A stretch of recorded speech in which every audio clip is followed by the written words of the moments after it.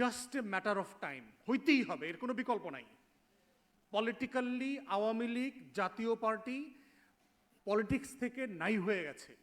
যেই সূত্র বলুক, যত চেষ্টা করাও হোক, আওয়ামী লীগ জাতীয় পার্টি আর পলিটিক্সে ফিরে আসতে পারবে না। এটা সিম্পলি প্র্যাকটিক্যাল না, হিস্ট্রি রাষ্ট্রবিজ্ঞানের কোনো ডেফিনেশন এটা পড়ে না। এবং তার এই ভোট তো অ্যাবজর্ভ হয়ে যাচ্ছে। যারা এতদিন আওয়ামী লীগকে ভোট দিয়েছে এতটা বছর, সেই মানুষগুলোর একটা বড় অংশ এবার নতুন প্রতীকে ভোট দিছে না? খেয়াল করছেন? প্রতীকে ধরেন যারা গত 40-50 বছর ধরে বিভিন্ন প্রতীকে ভোট দিয়েছে, এই প্রথমবার কোটি কোটি মানুষ সেই 50 বছরের প্রতীকের বাইরে নতুন করে ভোট দিয়েছে প্রথমবারের মতো। যারা নৌকা, ধানের শীষ এবং লাঙ্গলের বাইরে ভোট দিয়েছে, এই সংখ্যাটা কোটি কোটি না? কোটি কোটি মানুষ ভোট দিয়েছে। বিএনপিকে যারা ভোট দিয়েছে তাদেরও আমি অঙ্ক কষে দেখিয়ে দিয়েছি, এটার একটা বড় অংশ হচ্ছে আপনার নতুন বন্দোবস্তের পক্ষের বিএনপি দেখতে চায় সে। কিভাবে দেখেন? প্রায় 5 কোটি মানুষ, 4 কোটি 80 লাখের মতো মানুষ হচ্ছে হ্যাঁ ভোট দিয়েছে। 70% গণভোটে হ্যাঁ দিয়েছে না? প্রায় 5 কোটি। বিএনপি ভোট পেয়েছে কত? জামাত জোট কত পাইছে? 2 কোটি 80 লাখ, 3 কোটির মতো ধরেন। তাহলে যেই 5 কোটি মানুষ হ্যাঁয়ের পক্ষে ভোট দিয়েছে, সেখানে ধরে নিলাম জামাত জোটের সবাই এই 3 কোটি হ্যাঁয়ের পক্ষে ভোট দিয়েছে সবাই।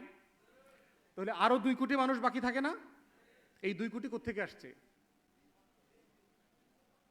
বিএনপি ভোট পাইছে হচ্ছে 3 কোটি 76 লক্ষ। তাহলে এই 3 কোটি 76 লক্ষের ভিতরে 2 কোটি মানুষ কিন্তু নতুন বন্দোবস্তের পক্ষে ভোট দিয়েছে। তাহলে আজকের বিএনপি যে রাজনীতি করতেছে, এই রাজনীতি যদি সে চলমান রাখে, এই 2 কোটি মানুষ কি আগামী দিনে বিএনপিকে ভোট দেবে? অঙ্কটা পরিষ্কার না? একদম মানে এটা পিওর অঙ্ক, এখানে কোনো দর্শন ষড়যন্ত্র তত্ত্ব এত কিছুর দরকার নাই। তাহলে বাংলাদেশের ইতিহাসে কখনো এত বিশাল রাজনৈতিক শূন্যতা আমাদের দৃষ্টিতে কখনো আসে নাই। আমরা যারা 50 বছরের রাজনীতি দেখেন, আপনি যখনই মানুষ বিএনপিকে ভোট দিয়েছে অথবা বিএনপির প্রতি বিরক্ত, আগামীবার বিএনপির প্রতি বিরক্ত হয়ে কাকে ভোট দেবে সেইটা কি মানুষ জানতো না? জানতো কি না? কাকে ভোট দিবে? আওয়ামী লীগকে ভোট দিবে।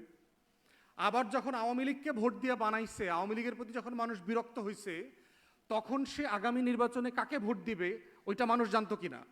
কাকে ভোট দিবে? বিএনপিকে। এখন এই অপশনের জায়গাটাতে খালি আছে জায়গাটা।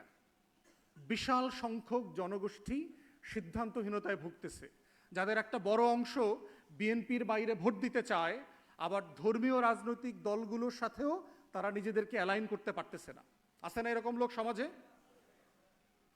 তাহলে সেই যে একটা বিশাল রাজনৈতিক শূন্যতার জায়গা আছে, আমরা বোধ করছি যে এই জায়গাটাতে এবি পার্টির রাজনীতি এখনো প্রাসঙ্গিক। এবং 19 সালে আমার রাজনীতির বলয় যতটুকু ছিল, 26 সালে এবি পার্টির রাজনীতির বলয় আরো বড় হয়েছে, বিস্তৃত হয়েছে। এবং জুলাইকে কেন্দ্র করে বাংলাদেশের 47 বলেন, 71 বলেন, 90, 24 আমার ইতিহাসের শত শত বছরের যে লড়াই, এই লড়াইকে সামনে রেখে নতুন একটা রাজনীতির বিনির্মাণ হতেই হবে। রাজনীতির শূন্যস্থান খালি থাকবে না। অতএব সেই জায়গায় আমরা আজকে আপনাদের সাথে মিলিত হওয়ার একটা বড় কারণ হচ্ছে এই অঙ্কটা আপনাদেরকে বুঝিয়ে দেয়া যে বাংলাদেশে আগামী দিনে একটা নতুন রাজনীতির বড় স্পেসে নেতৃত্ব দেওয়ার সুযোগ এবি পার্টির আছে। এখন সেটা করতে চাইলে কি আমরা একা করতে পারবো না? আমাদের সবাইকে নিয়ে করতে হবে, সবাইকে নিয়ে করতে হবে। এবং এইটা দেখবেন আগামী 6 মাস 1 বছর পরে এই বাস্তবতাটা আরো বেশি পরিষ্কার হবে।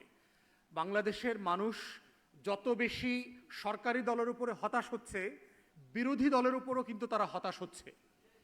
কারণ বিরোধী দল যেই লেভেলে সরকারকে জবাবদিহিতা করার কথা, তাকে প্রশ্ন করার কথা, তাকে সংসদের বাইরে ধরবার কথা, সেই জায়গাতে জনগণের প্রত্যাশা তারা পূরণ করতে পারছে না। এই যে শূন্যতার জায়গা, বিএনপির সরকারের উপরে বিরক্ত এবং সরকার বিরোধী যারা আছেন, বিরোধী দল, তাদের উপরে তাদের প্রত্যাশার সংকট, এই দুই জায়গার মাঝখানে হচ্ছে একটা নতুন রাজনীতি তৈরির বিশাল জায়গা খালি পড়ে আছে। এবং আমরা বোধ করছি আমরা সবাই মিলে যদি সেই রাজনীতিটা বুঝি এবং বুদ্ধিমত্তার সাথে করতে পারি, তাহলে দেখবেন বাংলাদেশের আগামী দিনের রাজনীতিতে আমরা গত 6 বছরের থেকেও বেশি প্রাসঙ্গিক আকারে হাজির হইতে পারবো। এবং এইটা বোঝাটা হচ্ছে আমাদের যারা নেতৃবৃন্দ আসছেন বিভিন্ন জেলা থেকে, উপজেলা থেকে, মহানগরী থেকে, আপনাদের জন্য এই রাজনীতির স্পেসটা বোঝা ইতিহাসকে সামনে রেখে খুবই বেশি জরুরি।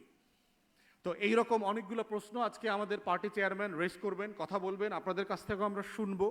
তো এ পর্যায়ে আমাদের পার্টি চেয়ারম্যান কথা বলবেন, তার আগে সম্ভবত একটা থিম মিউজিক চলবে, আর সাথে হচ্ছে আপনাদেরকে সকালবেলার নাস্তা বিতরণ করা হবে। সবাই দয়া করে বসবেন যার যার জায়গাতে, আমাদের থিম সংটা বাজবে দলের, আর হচ্ছে নাস্তা বিতরণ চলবে। ধন্যবাদ।